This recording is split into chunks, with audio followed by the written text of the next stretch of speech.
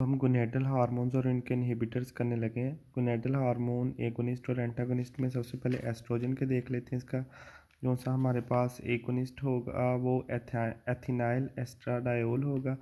Anti estrogens में सबसे पहले रिसेप्टर के एंटागोनिस्ट जो फुल हैं वो फुल वेस्ट्रैंड होंगे। फुल से ये भी नीचे भी फुल है, फुल वेस्ट्रैंड। उसके बाद सेलेक्टिव एस्ट्रोजन रिसेप्टर मॉडिफायर्स में टमोक्सिफिन और रेमोक्सिफिन होगा। एरोमाटेज इनहिबिटर में एनएस्ट्राजोल और अदर में गोनाडोट्रोफिन रिलीजिंग हार्मोन एगोनिस्ट और डायनाजोल। उसके बाद हमारे पास पार्शल हो उसके बाद हमारे पास प्रोजेस्टिन में यहाँ पे हमारे पास एक पार्शल भी एगोनिस्ट होता है जो उसको कहते हैं क्लोमिफिन। वो भी बड़ा इंपॉर्टेंट है, आगे जाके पढ़ेंगे। प्रोजेस्टिन में नोरगेस्ट्रिल हमारे पास इसका एगोनिस्ट है और इसका एंटी जोन सा वो मिफिप्रिस्टोन है। एंड्रोजन्स में टेस्टोस्टेरोन, एंटी एंड्रोजन्स में जो रिसेप्टर का वो फ्लूटामाइड है, जो 5 एरिडक्टेज इनहिबिटर है वो फिनेस्टिराइड है।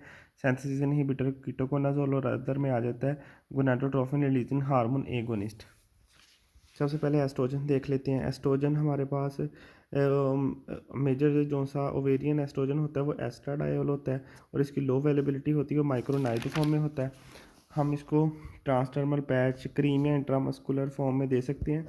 इफेक्ट्स क्या होते हैं? सबसे पहले ग्रोथ ऑफ जेनिटल स्ट्रक्चर पहला, दूसरा अपीयर ऑफ सेकेंडरी सेक्शुअल क्रेस्टम ब्रेस्ट वगैरह की डेवलपमेंट। उसके बाद मेटाबॉलिज्म पे क्या इफेक्ट होंगे? सबसे पहले प्रोटीन के मेटाबॉलिज्म में ये कोएगुलेशन प्रोटीन को ज़्यादा कर देंगे। उसके बाद चौथा जो सा ये कार्बोहाइड्रेट के मेटाबॉलिज्म कुछ नहीं करेंगे, लिपिड पे एचडीएल के लेवल को ज़्यादा करेंगी, एलडीएल के लेवल को कम करेंगी। और उसके बाद हमारे पास कैल्शियम का मेटाबॉलिज्म है, तो ये हमारे पास कैल्शियम के बोन की रीअब्जॉर्प्शन को रोकेंगी और बोन्स को स्ट्रॉन्ग करेंगी। उसके बाद क्लिनिकल यूजेज में अगर देखा जाए तो ये हाइपोगोनेडिज्म इन फीमेल उसमें यूज़ होता है, हार्मोनल रिप्लेसमेंट थेरेपी में यूज़ होता है। उसके बाद ये ओरल कॉन्ट्रासेप्टिव्स में भी यूज़ होता है।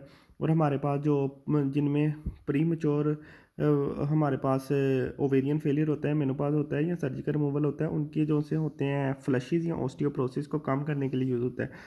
टॉक्सिसिटी में ये होता है कि अगर हम इसको कॉन्ट्रासेप्टिव में अकेले यूज़ करें तो एंडोमेट्रियल कैंसर का खतरा होता है, इसलिए इसको प्रोजेस्टेरोन के साथ ही किया जाता है। डोज डिपेंडेंट में नोजिया, ब्रेस्ट टेंडरनेस, माइग्रेन इससे ज़्यादा होता है, हेडेक ज़्यादा होता है क्योंकि ये कोएगुलेटिंग प्रोटीन को ज़्यादा कर रही थी, तो इससे थ्रोम्बोएम्बोलिज्म का इफेक्ट ज़्यादा होता है। हाइपरटेंशन होती है, हाइपरग्लाइसेरीडीमिया होता है। उसके बाद प्रोजेस्टिन पे आ जाते हैं। प्रोजेस्टिन जो है ये हमारे पास माइक्रोनाइज फॉर्म में ये भी होता है, हार्मोनल रिप्लेसमेंट थेरेपी में यूज़ होता है।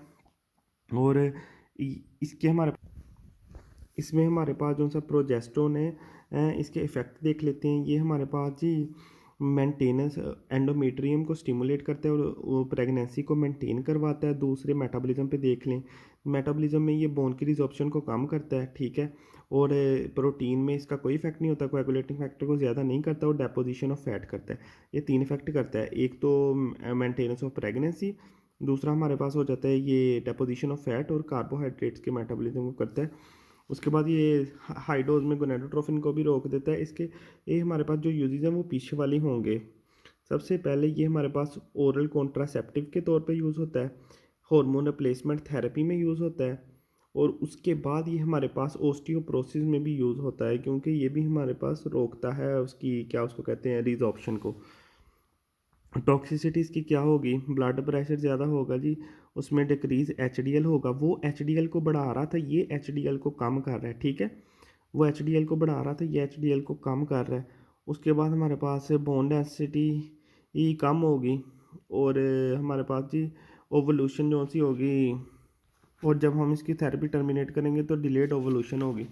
उसके बाद हमारे पास जी ओरल कॉन्ट्रासेप्टिव्स हैं। कॉन्ट्रासेप्टिव की हमारे पास किस तरह किस किस फॉर्म में इसको दिया जा सकता है?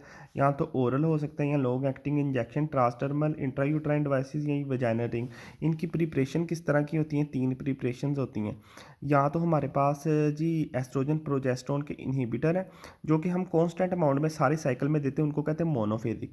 कम्बिनेशन प्रिपरेशन है जिसमें बाईफेजिक, ट्राइफेजिक एंड क्वाड्रिफेजिक, जिसमें हम प्रोजेस्टेरोन और एस्ट्रोजन की डोज को एडजस्ट करते हैं। और एक होते हैं only progesterone. Post coital contraceptive होते हैं, इनको एमरजेंसी भी कहते हैं।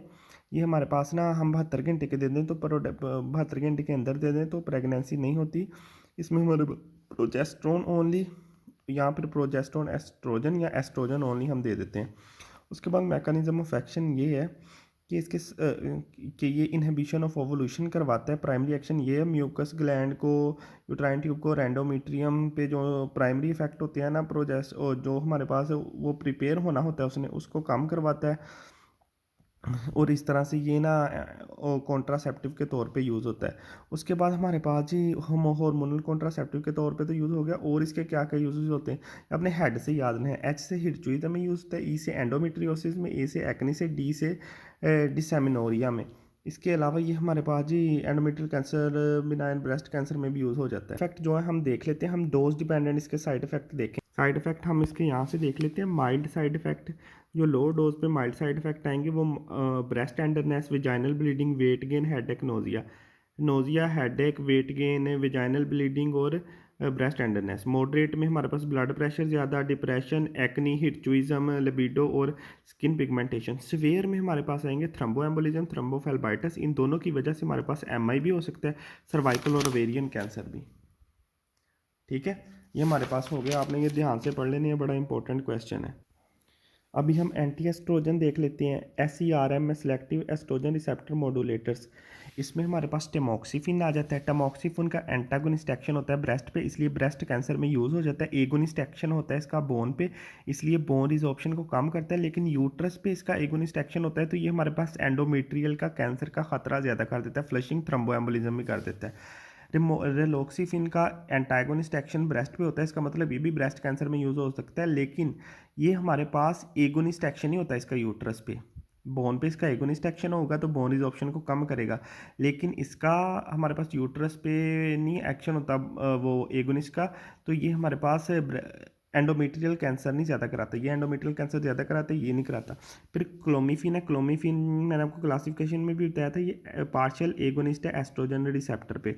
और ये हमारे पास इन ओवोल्यूटरी जो सी वुमेन होती हैं जो कि प्रेग्नेंट होना चाहती हैं, उनमें ओवोल्यूशन इंड्यूस कराता है। एस्ट्रोजन रिसेप्टर के साथ जब ये खुद बाइंड कर देगा तो उसको कर देगा इनहिबिट। जब वो इनहिबिट हो गए तो सिग्नल जाएगा हमारे पास वो हाइपोथैलेमस की तरह, नेगेटिव सिग्नल जाएगा, क्योंकि ब्लड में जो सा वो ज़्यादा होगा ना हमारे पास एस्ट्रोजन के, भाई एस्ट्रोजन ज़्यादा हो रहा है, वो काम नहीं कर रहा, तो आप ना एस्ट्रोजन की अब ज़रूरत नहीं है, आप एस्ट्रोजन बंद करो और FSH और LH रिलीज़ करो, जिसकी वजह से ये रिलीज़ होंगे और ओवोल्यूशन हो जाएगी।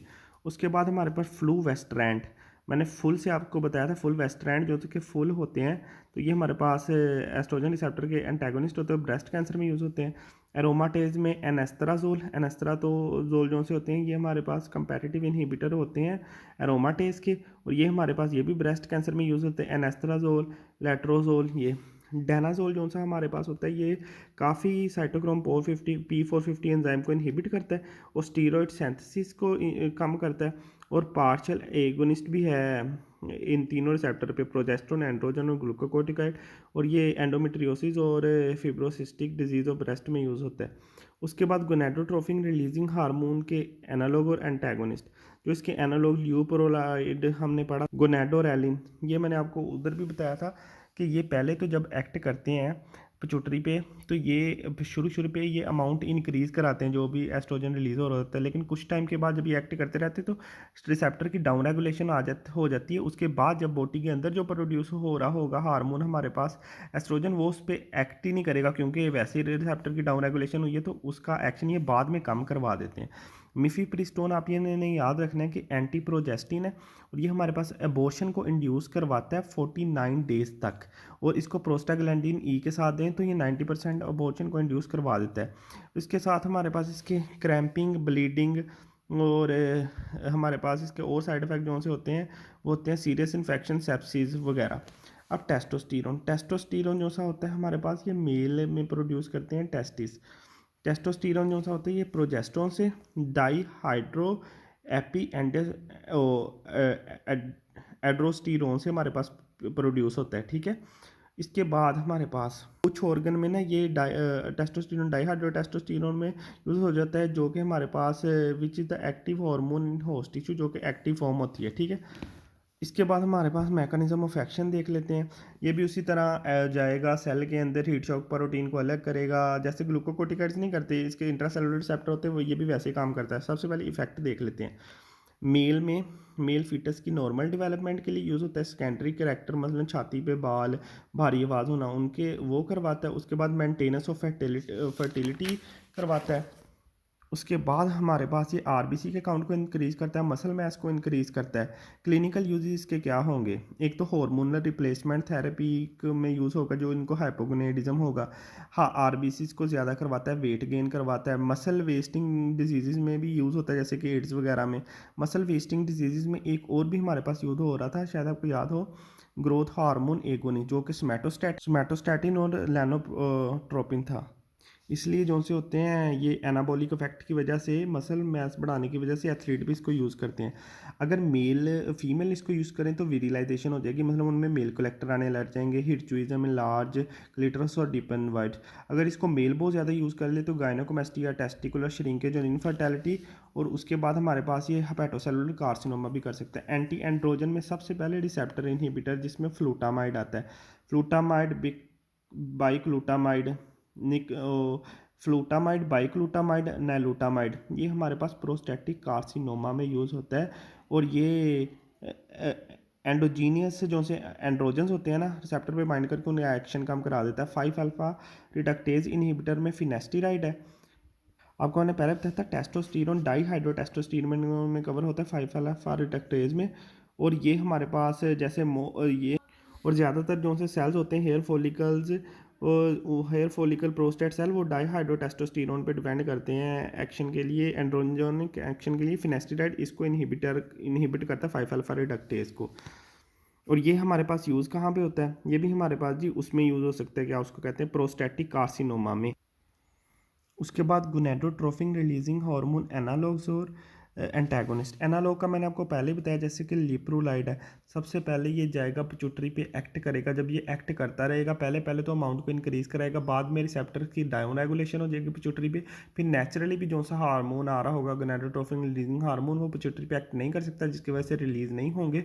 और अल्टीमेटली ये गोनेडोट्रोफिन की अमाउंट को कम कर देता है, इसलिए ये प्रोस्टेटिक कार्सिनोमा में यूज़ होता है। ये हमारे पास क्योंकि शुरू शुरू पे जब ये जाता है तो ये अमाउंट ज़्यादा कराता है, इसलिए ट्यूमर फ्लेयर से हम बचाने के लिए उसको फ्लूटामाइड को इसके साथ पहले ऐड करते हैं। कंबाइंड हार्मोनल कॉन्ट्रासेप्टिव, ये हमारे पास जी हम उनमें औरतों में यूज़ करते हैं जिनको हिर्चुइज्म हुआ होता है। इसमें हम जब ये देते हैं तो प्लाज्मा प्रोटीन के लेवल ज़्यादा होते हैं, जो कि इन हार्मोन के साथ बाइंड करते हैं और एलिमिनेट करते हैं। कीटोकोनाजोल एक एंटी फंगल ड्रग है, जो कि गोनेडल और एड्रीनल स्टीरॉयड के सिंथेसिस के साथ करता है, और इसकी क्या उसको कहते हैं, इसकी सेंसिस को कम करता है। ये प्रोस्टेटिक कैंसर में हमारे पास यूज़ होता है।